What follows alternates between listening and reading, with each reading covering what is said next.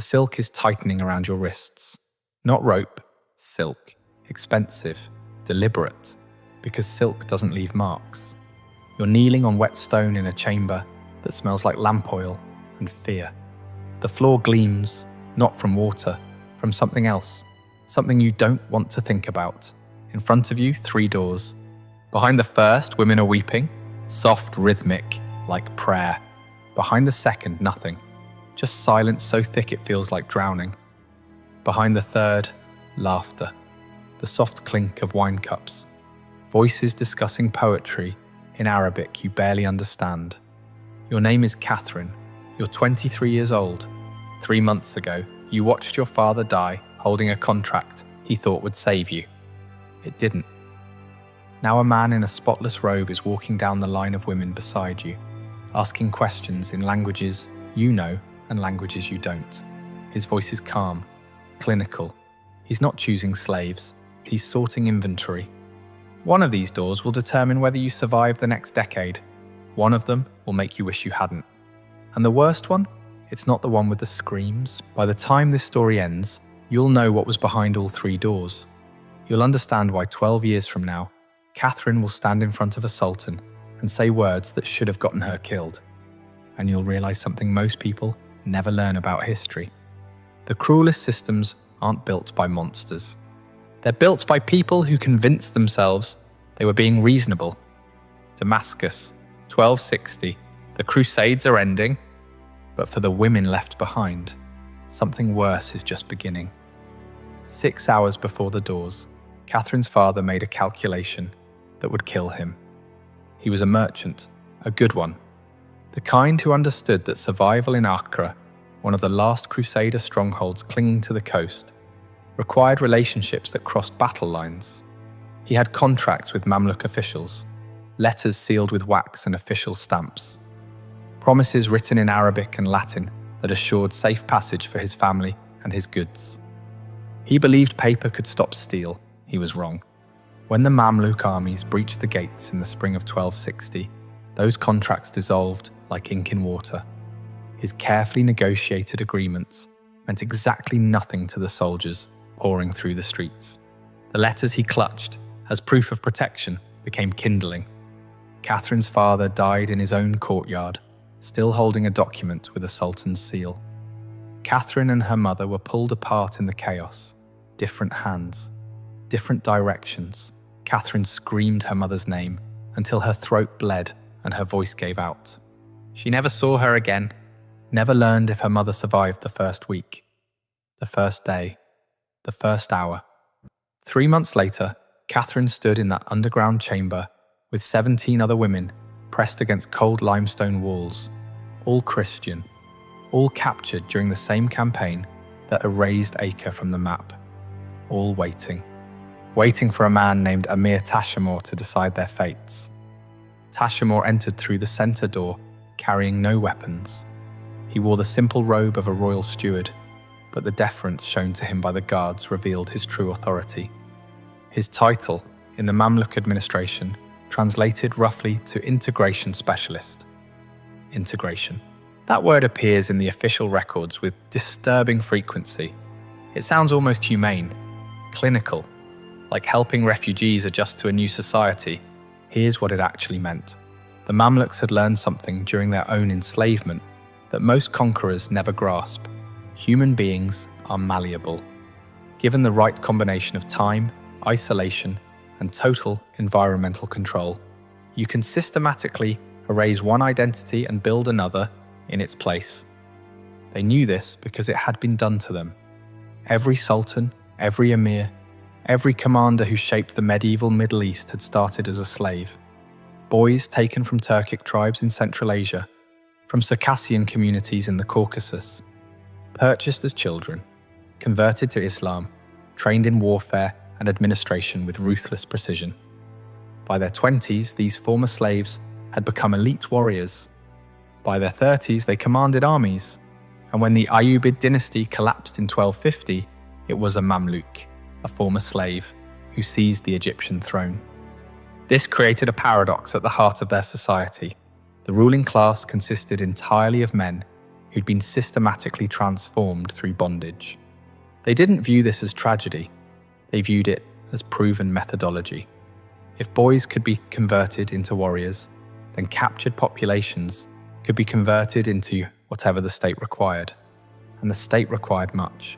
Soldiers, servants, artisans, labourers, administrators, and women who could perform functions that free women of equivalent status could not or would not provide. So they built infrastructure to process thousands of people annually. 7 major facilities in Damascus alone. Standardized procedures. Medical examinations within 24 hours of arrival. Classification based on age, origin, physical condition, and assessed capability. Records tracked every individual through the system. Mortality rates were calculated. Productivity was measured. The Mamluks approached human acquisition with the same systematic thinking they applied to military logistics. Tashamor was one administrator in this vast apparatus. But what he did next would determine everything about Catherine's life for the next 12 years. 12 years. Remember that number. Because at the end of those 12 years, Catherine would do something unprecedented. She would stand in front of Sultan Kalawan during a public audience, a setting where women from the harem quarters never spoke unless specifically summoned. And she would say words that should have gotten her executed on the spot. Words that no enslaved woman had ever said in public. Instead, those words set her free. But we're not there yet. We're still in the underground chamber, watching Tashamor walk past Catherine without looking at her, stopping in front of a younger girl. Maybe 16 Armenian features, terrified eyes. He speaks to her in Arabic. She doesn't understand. He repeats himself in Armenian. Her face drains of colour. She shakes her head. He nods to a guard. The girl is led toward the left door. Door 1. It opens. Through it, Catherine glimpses sunlight, a courtyard. Dozens of women sitting in rows, heads bowed, while men in official robes examine them with the practiced efficiency of livestock merchants evaluating breeding stock. The door closes. Tashamor continues down the line. His selections follow patterns.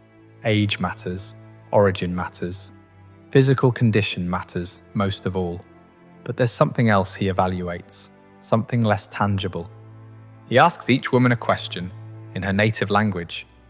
The question varies, but the underlying test remains constant. He's measuring their capacity for transformation.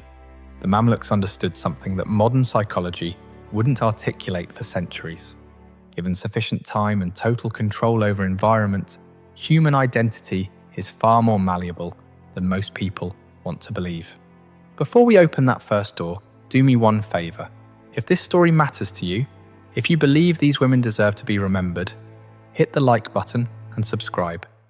It's the only way stories like this reach more people. Now let's see what was behind door 1. Catherine had not been broken. Not yet, but the system knew how to break people without leaving visible damage, how to erase previous identity, while building new compliance, how to maximize economic return while maintaining social control. They'd developed techniques refined over decades of practice. Door 1 opened again and again. Women disappeared through it one by one. Catherine watched, waited, tried to understand the pattern in Tashamor's selections. Then he stopped in front of her. His eyes were neither kind nor cruel, just calculating. He asked his question in Frankish French. His accent was perfect. This detail matters. The Mamluks didn't merely conquer, they studied. They learned the languages of their enemies. They understood Christian social structures well enough to exploit them. Can you read? Catherine hesitated. In that moment of hesitation, she made a decision that would determine everything. She could lie, claim ignorance, hope that illiteracy might make her less valuable, might lead to assignments somewhere less terrible than whatever awaited educated captives. But something in Tashamor's eyes suggested he already knew the answer. Her father had been a merchant. Merchants taught their children to read. Contracts, correspondence, records. Lying would only demonstrate that she lacked judgment. Yes, she said, French and Latin, some Arabic. Tashamor's expression didn't change, but something shifted in his posture. He gestured to a guard who brought a wooden tablet covered in wax. On it, someone had written a sentence in Arabic script. "Read this." Catherine studied the words. The script was formal, classical, a line from religious poetry. She read it aloud, slowly, her pronunciation uncertain but comprehensible. Tashamor took the tablet back, made a mark on the parchment he carried, then moved to the next woman without another word. Catherine didn't know it yet, but she'd just been selected for door 3. Not the left door, which led to the courtyard and eventual distribution to military households as basic domestic servants. Not the centre door, which led to immediate sale in the Damascus slave market. Door 3 led somewhere else entirely. Somewhere that required women who possessed education, linguistic ability, skills that made them suitable for what the records called administrative household placement. This sounds almost merciful, like she'd been chosen for clerical work, correspondence, record keeping, and she had been. But that wasn't all. The administrative household track served multiple functions. Women assigned to it provided intellectual labour during the day, managing correspondence, maintaining account books, handling negotiations for women of the household who might not be literate themselves. At night, twice weekly, they provided something else. Something the system had calculated with the same precision it applied to grain storage and tax collection. But I'm getting ahead of the story. 3 days after the selection, Catherine was taken through door 3. She found herself in a different chamber, smaller than the first, its walls covered with carpets that muffled sound. 5 other women waited there, all selected by the same criteria, all educated, all multilingual, all young enough to be reshaped. An older woman entered. Her name was Sophia. 20 years earlier, she had been exactly where Catherine now stood. Captured during a raid on Armenian territory, processed through the same system, trained in the same way, she had survived. And now she trained others to survive. What Sophia taught over the next 60 days was systematic erasure paired with systematic reconstruction. Week 1 language. Not learning Arabic. Catherine already spoke some, but forgetting how to speak in ways that signalled Christian identity. Certain phrases had to be eliminated. References to Christian prayer, appeals to saints, even casual invocations that Christians used without thinking. God willing was acceptable. Christ preserve us was not. Sophia listened to their conversations with each other, correcting, always correcting, until the linguistic markers of their former faith vanished from their speech. Week 2, body memory. How you move, how you hold yourself. Christian women carried themselves differently than Muslim women of equivalent social status. The differences were subtle but visible to trained observers. Posture, gesture, the way you lowered your eyes or failed to. The transformation required rebuilding these physical habits from the foundation. They practiced for hours each day, walking, sitting, standing, responding to commands. The repetition was deliberate. The body needed to forget its previous patterns before new ones could take root. Week 3, household management. Not cooking or cleaning, tasks that lower status captives learned. Administrative household placement meant managing other servants, maintaining account books, handling correspondence for women of the household who might not be literate themselves. Catherine's ability to read and write became her primary function. She learned the specific formats used in Mamluk administrative documents, the proper forms of address, the hierarchies that governed every interaction. Week 4 brought the most difficult lessons. These were transformations that could not be practiced, only explained, prepared for. Sophia spoke with clinical precision about what would be expected in the household, where Catherine would eventually be placed. The nature of access that male household members would have, the responses that were required, the absolute necessity of compliance presented not as moral instruction, but as survival strategy. Resistance is waste, Sophia explained, her voice devoid of emotion. The household has invested in your acquisition and training. Resistance damages that investment. Damaged investments are discarded.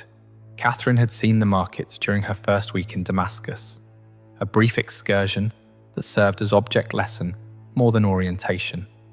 The lower-tier markets where damaged goods were sold at deep discount, women whose resistance had marked them as untrainable, women whose physical damage made them unsuitable for anything except the hardest labor, women who would be worked until they died, a process that typically took between 2 and 5 years, according to the mortality calculations that administrators tracked with the same precision they tracked grain harvests.